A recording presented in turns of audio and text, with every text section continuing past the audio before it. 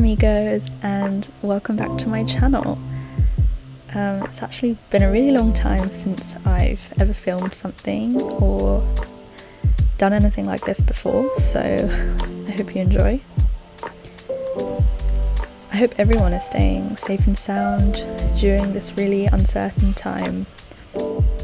I've actually moved back into my family home just to be with my parents and my brother. It's kind of bored being on my own in London. I came across this really old sketchbook, super small, really battered, but I thought I could just revamp it.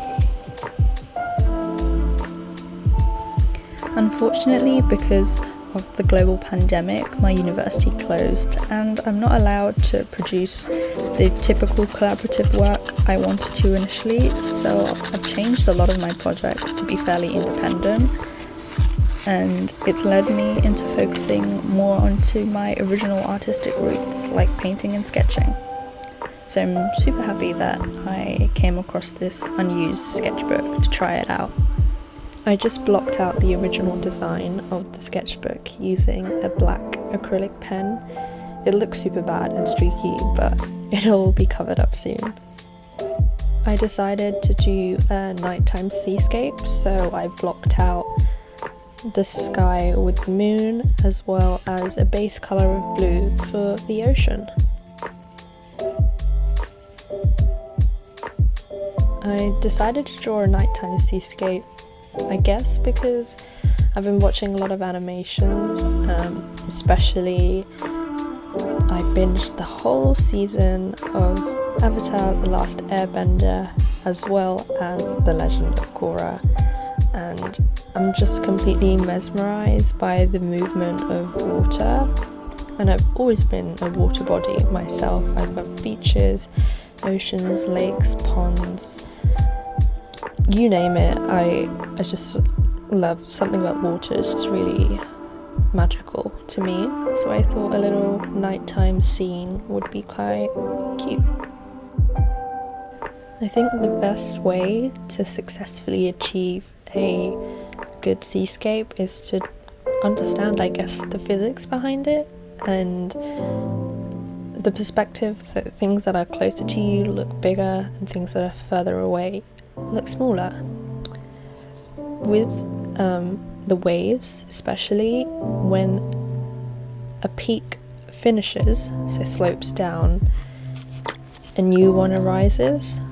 So that's kind of how I connected mine together, if that makes any sense at all.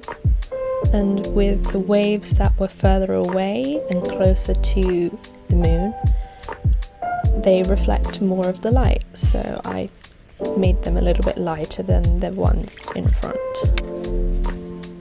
I went back in with a little bit of black to kind of add some more shadows to the waves in front because I just wanted to create more of a depth. Typically stars are super easy to draw, but I messed up a lot and overcomplicated it, so you'll see me correct a lot of my mistakes using the black acrylic posca pen. I tried using a brush pen as well just to see the effect and decided not to use it. I thought it would be quite fun to draw a little appa from Avatar: The Last Airbender as like a silhouette on top of the moon as they're going through their journey.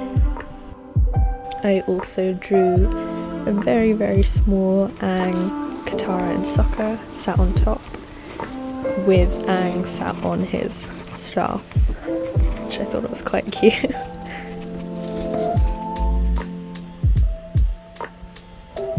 Also, if you haven't followed me already, I'm very active on my Instagram, which is at itscatparker, so if you want you can follow me there. This is my favourite palette. I love metallics, golds, silvers, so I had to just go in and flick a couple of silver specks on the night sky to really add that glimmer effect.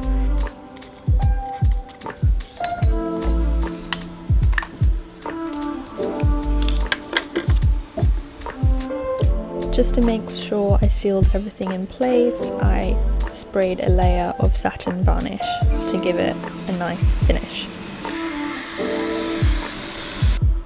I then went in to do a little quote box on the first page of my sketchbook, and it is: the essence of all beautiful art, all great art, is gratitude.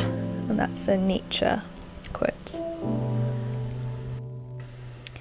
I just tested out my HB and 2B pencil before and put another playlist and got some eye references, obviously Katara, because I'm obsessed. What can I say?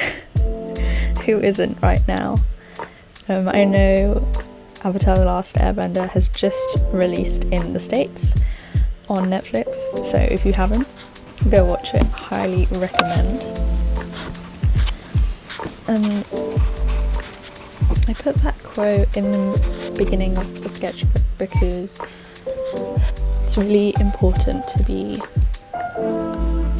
grateful of your skills as an artist, what you've achieved so far, and be open to the skills you can evolve in the future. And that's what I kind of wanted this sketchbook to be, just me kind of doodling and testing things out. I've been a graphic design student for the last 3 years, so I've kind of forgotten about my fine art side, which is where my love for art evolved from. The traditional painting and drawing and sketching.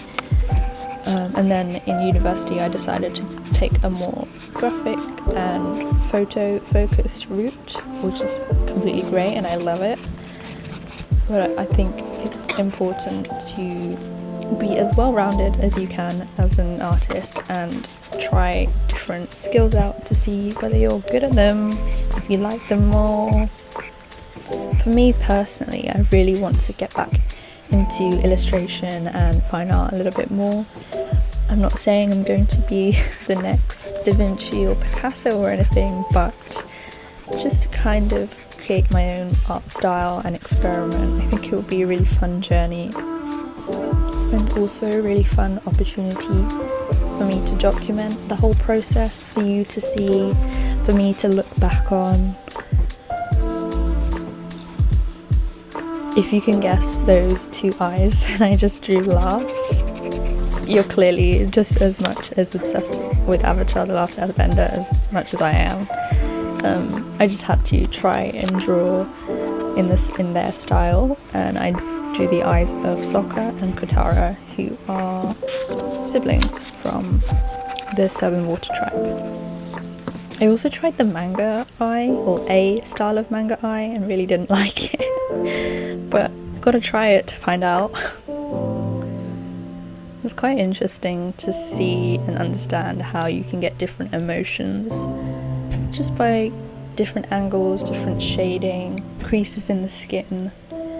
This is all things I didn't really realise until I did it myself. And again, I put a layer of satin varnish just to seal it in so it doesn't smudge or anything like that. I hope you've enjoyed watching me revamp this very old small sketchbook of mine, and I hope to see you all soon. Have a lovely evening, morning or afternoon, wherever you are in the world. Stay safe. Adios amigos. This is Kat, over and out.